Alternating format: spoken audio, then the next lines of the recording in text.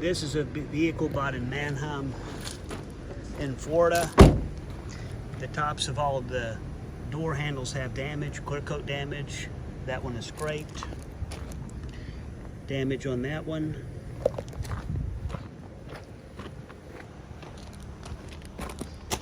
Damage on that one. And damage on that one. There's very poor PDR here.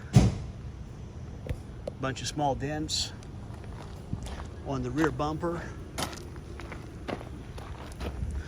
It's scraped here, and then the paint is cracked here.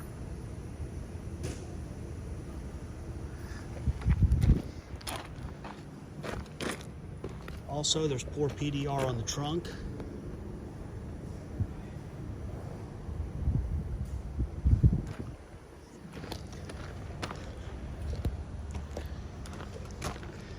There's clear coat damage. Give me just a minute. Yeah, you can take it.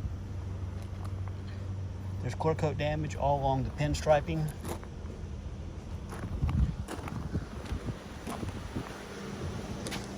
And here there's multiple chips all over the hood. Damage there. Damage there. None of it was disclosed in the CR. And this is supposedly a 4.3 out of 5 condition report, and also the transmission is bad.